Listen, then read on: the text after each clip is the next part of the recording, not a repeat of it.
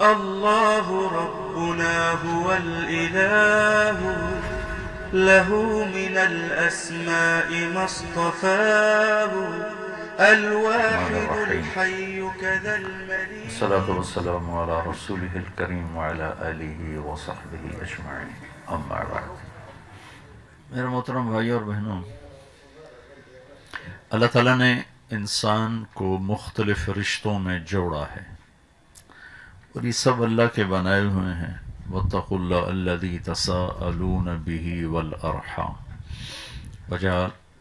وجعلکم نسبا وصہرا۔ یہ قرآن میں اللہ نے اشارتاً فرمایا کہ میں نے تمہیں رشتوں میں آپس میں جوڑا ہے۔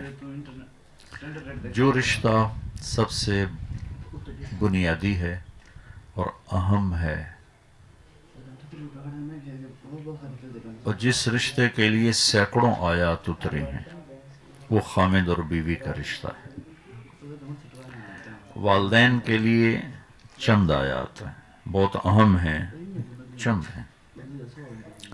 اولاد کے لیے بھی چند آیات، باقی رشتوں کے لیے بھی تھوڑا تھوڑا اللہ تعالیٰ بتاتے چلے گئے ہیں۔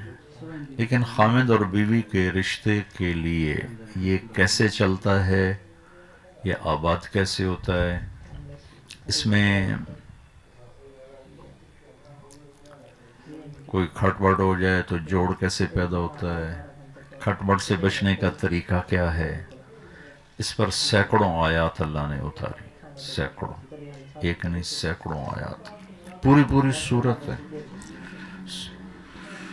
سورہ طلاق اسی پر ہے، سورہ نساء بھری پڑی ہے، سورہ بقرہ، آل عمران، سب ایک اس کے اہمیت کی وجہ سے، اس کی اہمیت کی وجہ سے، دوسرا اس کی بنیادی کمزوری کی وجہ سے۔ باقی جو رشتے ہیں وہ ٹوٹتے نہیں۔ تمہارا نام کیا؟ تمہارا نام کیا؟ عمیر اور کامران میں باپ بیٹے کا رشتہ ہے، یہ ٹوٹنے والا نہیں، موت پہ بھی نہیں ٹوٹتا، آگے جا کے بند ہو گیا۔ اولاد اور ماں باپ کا رشتہ، بہن بھائی رشتہ، باقی جتنے بھی رشتے ہیں جو خون کے ساتھ بنتے ہیں وہ ٹوٹتے نہیں، اس میں تعلق اچھا ہو یا برا ہو، اولاد فرما بردار ہو نافرمان ہو۔ خامد اور بیوی کا رشتہ ایسا ہے جو ایک بول پہ ٹوٹ جاتا، باقی کوئی رشتہ ٹوٹتا نہیں۔ تو یہ نہ ٹوٹے، باقی رہے، اس کے لیے قرآن نے تفصیل سے بیان کیا، اور کسی رشتے کو اللہ تعالیٰ نے اتنی طاقت سے نہیں بیان کیا جتنا اس کو۔ یہ پہلا رشتہ ہے، آدم اور حوا پہلا رشتہ ہے، اللہ نے نکاح، ان میں نکاح کا رشتہ جوڑا۔ آدم علیہ السلام کو مٹی سے بنا کے رکھ دیا، پتلا ننگا پڑا ہوا ہے، کتنے سال پڑا رہا لیجنت، روح ڈالی، کپڑے پہنائے، جنت میں ڈالا۔ جب حوا کو پیدا کیا تو پتلا نہیں بنایا، پہلی عزت دی، پتلا نہیں بنایا، مٹی نہیں کٹھی کی، عورت کو چھپی ہوئی چیز پہلے دن سے بنایا۔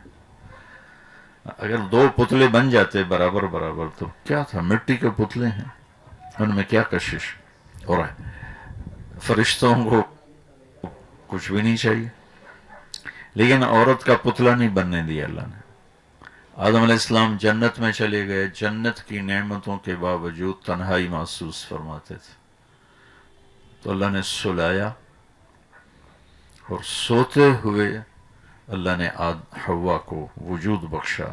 ہمارے نبی کا فرمان ہے کہ آدم کی بائیں پسلی سے اللہ نے نکالا، جب ان کی آنکھ کھلی تو ایک خاتون پورے لباس میں سج دھج کے بیٹھی ہوئی تھی۔ یہ بات تو مشہور ہے، مردوں میں سب سے خوبصورت یوسف علیہ السلام۔ یہ بات کم لوگوں کو معلوم ہے کہ آج تک جتنی عورت پیدا ہوئی اور آئندہ پیدا ہوں گی، ان میں سب سے خوبصورت حضرت حوا تھی، اللہ نے ان کو سب سے حسین بنایا تھا۔ تو ان میں پہلا رشتہ قائم کیا نکاح کا، ایک انتظار کروا کے دی چیز قدر پیدا کرنے کے لیے، قدر پیدا کرنے کے لیے، اور اس کو شروع سے ہی بہت پروٹوکول دیا، ایک پیغام کہ عورت ہر رشتے میں اللہ اس کے لیے خصوصی رعایت چاہتا ہے، خصوصی معاملہ چاہتا ہے۔ نکاح ہو گیا تو مہر پہلے دن سے ہی ہے، تو اللہ نے کہا آدم مہر ادا کرو۔ انہوں نے پوچھا کیا مہر ادا کرو؟ اب جنت تو سونے چاندی سے بھری پڑی تھی، تو کسی چیز کو بھی کہہ سکتے تھے اتنا سونا اٹھا کے دے دو۔ تو اللہ نے فرمایا کہ تیری نسل میں میرا آخری نبی آئے گا، اس پہ ایک دفعہ درود پڑھ دے، بس یہ تیری بیگم کا مہر ہے۔ ابھی آپ کی آمد میں ہزاروں سال پڑے ہیں، اور اس سے پہلے ہی ان ظاہر ہونے میں آمد تو سب سے پہلے ہوئی، ظاہر ہونے میں ہزاروں سال پڑے ہوئے ہیں۔ ابو ہریرہ نے آپ سے پوچھا متى وجبت لک النبوہ، آپ نبی کب بنے تھے؟ تو اس کا جواب ہے 40 سال کی عمر، اور کتابی جواب ہے 40 سال 6 مہینے 10 دن، پیر کی رات 21 رمضان، جو تحقیق کے ساتھ۔ تو آپ نے دونوں میں سے ایک جواب بھی نہیں دیا کہ 40 سال یا 40 سال 6 ماہ 10 دن۔ فرمایا کہ میں کنت نبیا وان آدم بین الروح والجسد، ابھی آدم کی مٹی کٹھی نہیں ہوئی تھی، اللہ مجھے نبی بنا چکے تھے۔ تو اللہ تعالیٰ نے خود یہ جوڑا قائم فرمایا، ان کو جنت میں رکھا، پھر زمین پہ اتارا، پھر نسل انسانی کا سلسلہ چلے۔ اللہ تعالیٰ نے کسی رشتے کے بارے میں قرآن میں یہ تعبیر اختیار نہیں کی کہ یہ میری نشانی ہے۔ جیسے اللہ کہتا ہے ان فی خلق السماوات والارض، یہ آسمانی زمین، واختلاف اللیل والنہار، یہ رات یہ دن، والفلک التی تجری فی البحر بما ینفع الناس، یہ سمندر تمہارے سامنے، اس میں تیرنے والے جہاز کشتیاں، وما انزل اللہ من السماء من ماء، آسمان کی بارش، فاحیا بہ الارض بعد موتها، پھر زمین کا سرسبز ہونا، وبث فیہا من کل دابہ، اس میں زندگی کا پروان چڑھنا، وتصریف الریاح، موسموں کا ہیر پھیر، ہواؤں کا رکنا چلنا جیسے بھی چل رہی، والسحاب المسخر بین السماء والارض، زمین آسمان کے درمیان بادلوں کا کھڑے ہونا، لآیات لقوم یعقلون، یہ بہت بڑی بڑی نشانیاں ہیں جو اپنی عقل کو استعمال کرے گا۔ یہ ایک طرز ہے قرآن کا، اللہ اپنے وجود پر ان چیزوں سے دلیل دیتا ہے۔ تو ایک جگہ اللہ نے عجب طریقے سے نا دلیل دیے اپنے، من آیاتہ، تیرے رب کی بڑی نشانی ہے، ان خلقکم من تراب، تمہیں مٹی سے پیدا کی، فَإِذَا أَنْتُمْ بَشَرٌ تَنْتَشِرُونَ، اور تم بیٹھے ہوئے ایک دوسرے کو دیکھ رہے ہو، بنے مٹی سے ہو۔ ایک آیت چھوڑتا ہوں، اگلی پڑھتا ہوں، من آیاتہ خلق السماوات والارض، میری بہت بڑی نشانی ہے زمین آسمان، واختلاف السنتکم والوانکم، میری بہت بڑی نشانی ہے تمہارے رنگ روپ زبانوں کا الگ ہونا۔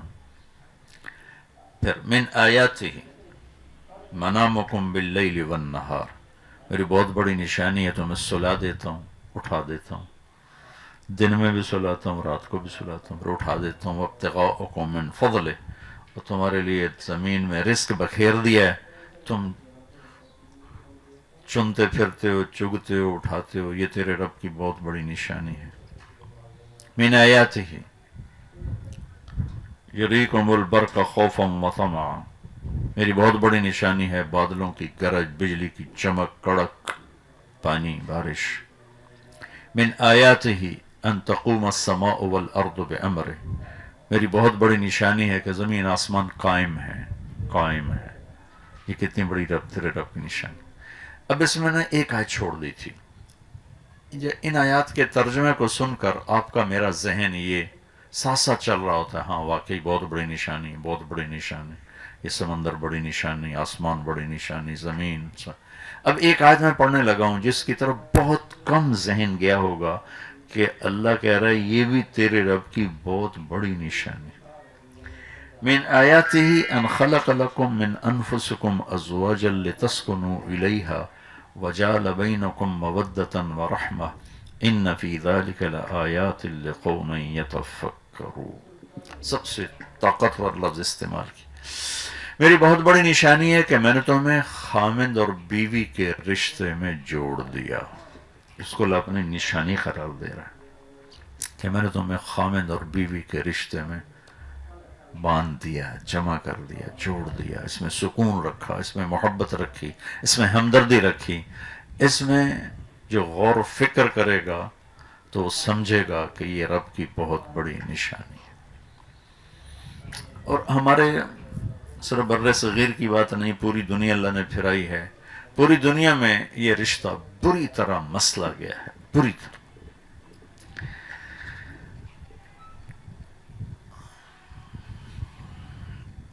بہت زیادہ یہ رشتہ تباہ ہے. پوری دنیا کی بات کرو، جتنے رشتے ہیں ان سب کو نبھانے کا ایک اصول ہے، ایک اصول ہے، ایک اصول ہے، ایک اصول. وہ ہے میرے نبی والے اخلاق، میرے نبی والا طریقہ زندگی. اور سب سے مشکل جو دین کا حصہ ہے وہ ہے گھر کی زندگی، کہ گھر میں کیسے چلوں کہ اللہ بھی راضی ہو جائے، اللہ کا رسول بھی راضی ہو جائے. اور انہوں نے مجھے کیسے بتایا. میرے نبی نے 11 شادیاں کی، 4 بیٹیوں کو رخصت کیا، 11 خود شادیاں کی. یہ آپ کو ایک حدیث سناتا ہوں. آپ نے فرمایا ما تزوجت وما زوجت الا بوحی من السماء نزل به جبریل. میں نے جہاں شادی کی، جہاں بیٹی کی شادی کی، پہلے آسمان سے جبریل اللہ کا امر لے کر آئے، حکم لے کر آئے، پھر میں نے وہ قدم اٹھایا. یہ شوق کی شادیاں نہیں تھی. 25 سال کا نوجوان 40 سال کی عورت سے کیوں شادی کرے گا جبکہ رشتوں کی کمی کوئی نہ ہو اور حسن و جمال کا پیکر. حضرت عائشہ رضی اللہ عنہ فرماتی تھی کہ یوسف علیہ السلام کو دیکھ کر عورتوں نے ہاتھ کاٹے تھے، لیکن میرے محبوب کو دیکھتی تو دل چیر کے بیٹھ جاتی.